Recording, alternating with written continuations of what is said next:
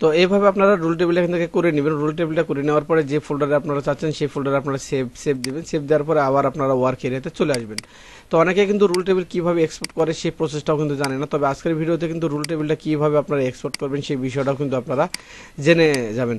তো দেখবো যে কীভাবে রুল টেবিল আমরা এক্সপোর্ট করতে পারি। রুল টেবিল এক্সপোর্ট করার জন্য দেখতেছেন সবার উপরে এক্সপোর্ট রুল নামে একটি অপশন রয়েছে, এখানে একটা ক্লিক করে দেবো। ক্লিক করার পরে আমরা যে রুল টেবিলটা করলাম সেই রুল টেবিলে আমরা চলে যাব। এখান থেকে ড্রাইভ আমরা সিলেক্ট করে দেবো এবং যে ড্রাইভে আছে সেই ড্রাইভটা সিলেক্ট করতে হবে। এরপরে প্যাথ অপশন থেকে আমরা এখান থেকে যে ফোল্ডারটা নিলাম সেইটা আমরা সিলেক্ট করে দেবো। এরপরে যেটা আমরা যে রুল টেবিলটা আমরা করলাম সেই রুল টেবিলে একটা ক্লিক করে দেওয়ার পরে ওকেতে ক্লিক করে দেবো। এরপরে এখান থেকে দেখতেছেন assign rule table export rule table, তো যা আছে এখান থেকে আমরা জাস্ট ওকেতে ক্লিক করে দেবো। ক্লিক করে দেওয়ার পরে দেখতেছেন এখানে ভালোভাবে যদি লক্ষ্য করেন প্রসেস কমপ্লিট, তো 247 রুল টেবিল এক্সপোর্ট, অর্থাৎ আমাদের প্যাটার্নের গায়ে কিন্তু 247টা রুল টেবিল ছিল, সেই রুল টেবিলটা কিন্তু আমরা এক্সপোর্ট করে ফেলেছি।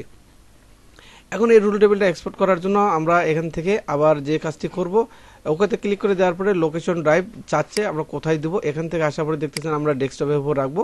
ডেস্কটপ থেকে আমরা এই যে সেভে ক্লিক করে দেবো। ওকে, কিছুক্ষণ পরে দেখবেন এটা কিন্তু সেভ হয়ে যাবে।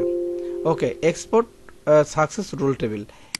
আশা করি আমি আপনাদেরকে বোঝাতে পেরেছি। যদি ভিডিওটি ভালো লেগে থাকে তাহলে অবশ্যই আমার চ্যানেলটাতে সাবস্ক্রাইব করবেন এবং লাইক, এবং অবশ্যই যদি কোনো মতামত থাকে তাহলে অবশ্যই কমেন্টসে আমাকে জানাতে পারেন, সেই রকম ভিডিও করার চেষ্টা করব।